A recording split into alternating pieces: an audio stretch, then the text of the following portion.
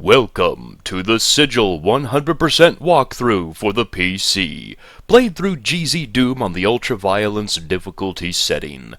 We are in E5M3, Cages of the Damned.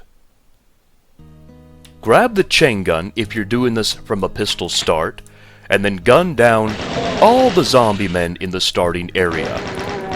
Also take note that there are 2 shotgunners in the starting area. They are the most dangerous enemy here.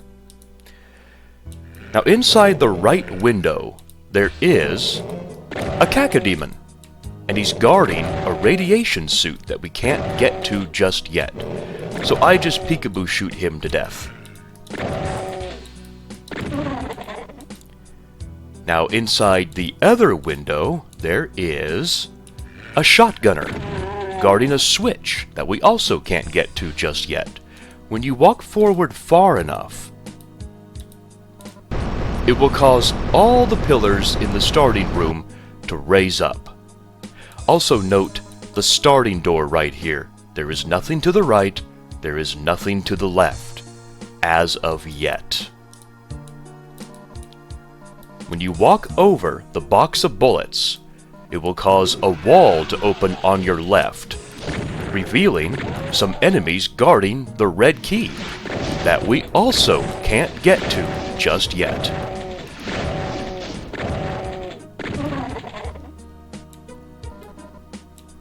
Shoot the sigil eyeball, and it will cause a couple of things to happen. It will cause walls to the right and left of the starting door to open up. The left one has a couple of enemies inside. The right one has a medikit.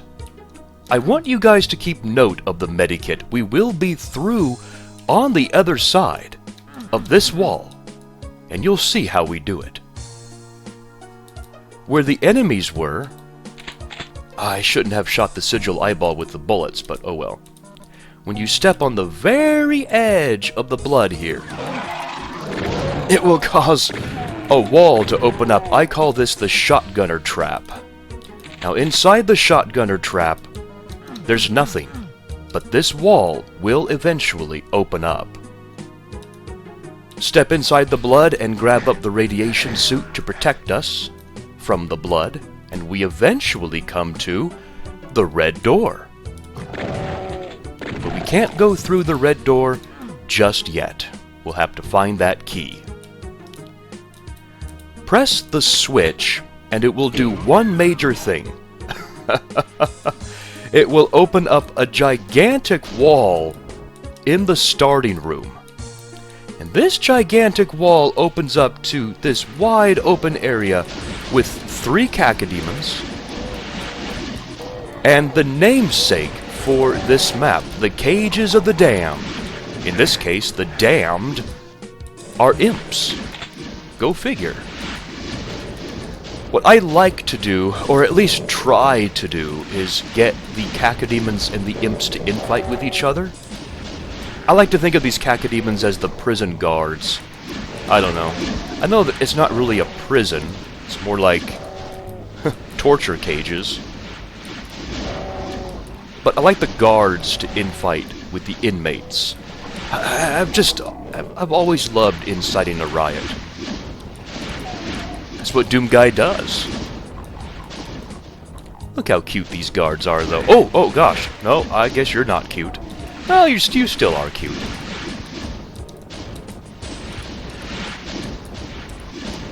These enemies are not wanting to infight. All the fireballs are missing. Okay, there we go. Yeah, get him! Get him! Okay, that should be enough. Now, when you fire a shot, curiously enough, back up... Whoa, there you are. Curiously enough, back up where the red skull key is that we can't get to just yet, it will cause some enemies to be alerted. You can ignore the demon and the lost soul up there, they can't get you, but a shotgunner will be alerted, so make sure you gun him down quickly. And then we will gun down the inmates of this cliffside prison with whatever weapon we want.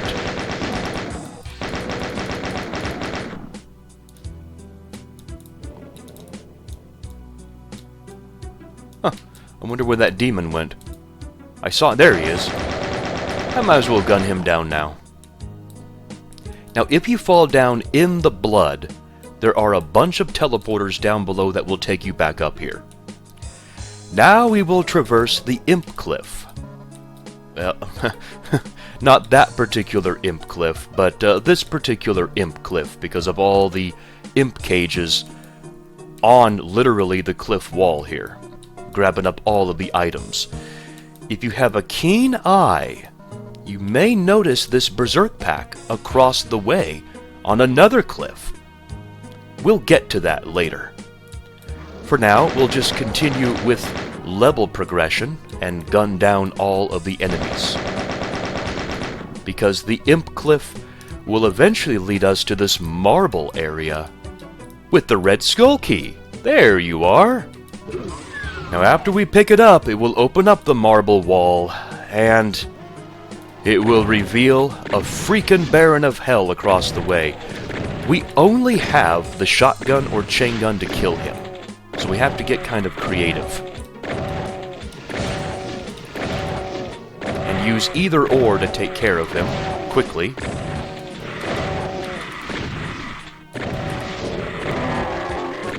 As well as the bunch of lost souls and shotgunners that opened up.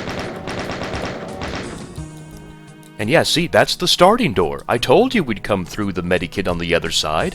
Just be careful to the left of the medikit. There's this really pesky shotgunner.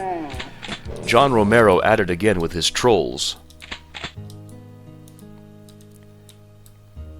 A new cacodemon has opened up in the blood.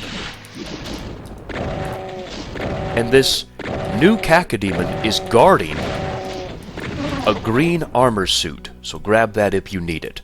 Across the armor is another cacodemon. And what was that one guarding? Just a stim pack. There's also a lost soul in there, so we'll let him kind of find his way out. Now remember that shotgunner trap that was right here? Yep, the wall opened up, revealing a medikit. But behind the medikit is a secret wall. There is no marker for it, by the way, revealing another medikit and a computer area map. Probably the most well-hidden secret in the map. Now about that Berserk pack that we saw across the Imp Cliff. How do we get it? Well, we need to align ourselves with the Berserk pack right here, with the cage on the left like this. Now you can run straight forward and land on the cliff, but it is very precise. What I would recommend is strafe running across here. And grab the Berserk. Doomguy runs faster if you strafe run. There is a very well hidden medikit up here, by the way, and it's behind this skewered guy. See that medikit right down there? Yeah. Grab that if you need it. Grab the radiation suit. It will help us when we go back to the blood with the red door. And shoot this eyeball, and it will do one thing. It will open up the red wall down in the blood, allowing us to get a box of rockets, a backpack, the first backpack of this game, by the way, and also a supercharge. We'll ride this lift up back to the marble area where the red key was. And now that we have this second rad suit, we can navigate the blood again to the red door. Now this bridge that is beyond the red door, I like to call it the Cacodemon Bridge.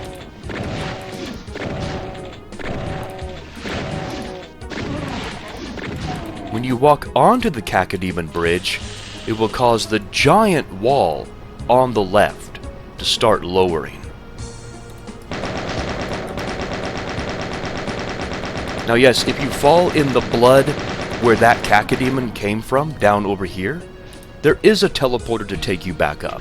And yeah, the whole map has now opened up entirely. I like how it opens up in layers.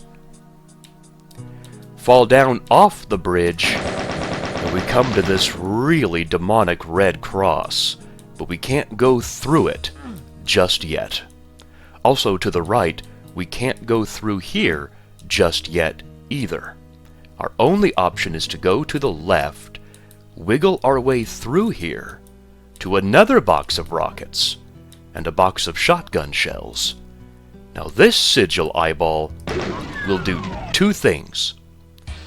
It will not only open up the red cross, allowing us to exit, but it will also open up the wall to the right, revealing the rocket launcher. Well, hey, finally! This allows us to gun down the Baron inside of the red cross. He's going to need the red cross after I get through with him. Now, when you approach the exit wall, a door opens up in the secret area.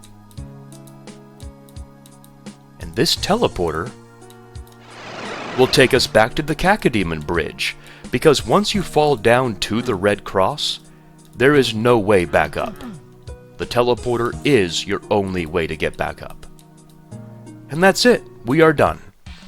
Cages of the Damned. This was a really cool map. I like how the map opens up in layers.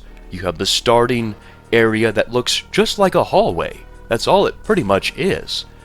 Eventually the pillars raise up, and then once you walk over that box of bullets, the red key opens up, and then when you shoot the eyeball, the blood opens up, and then once you press the switch, then the gigantic wall opens up, and you see these abominable cages.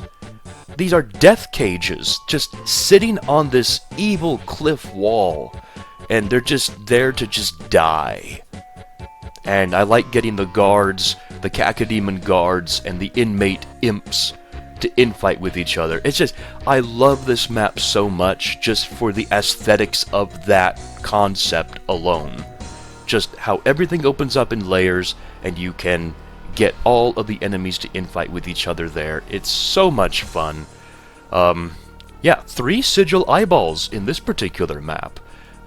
I think last map only had 1 sigil eyeball, and that only opened up a secret area. But here, we're starting to see the sigil eyeballs becoming more involved in level progression.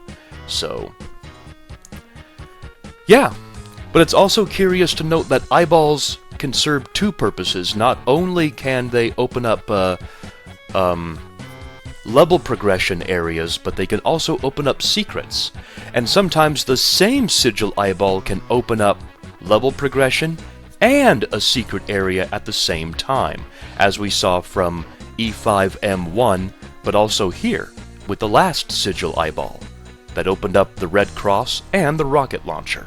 So keep note of that. Keep that gelling in the back of your head to know that sigil eyeballs can have many purposes. Anyways, we will move on to E5M4, Paths of Wretchedness. And that will be in the next video. So until then, I'm BigMacDavis here, and I'll see you guys then. Take care, everybody.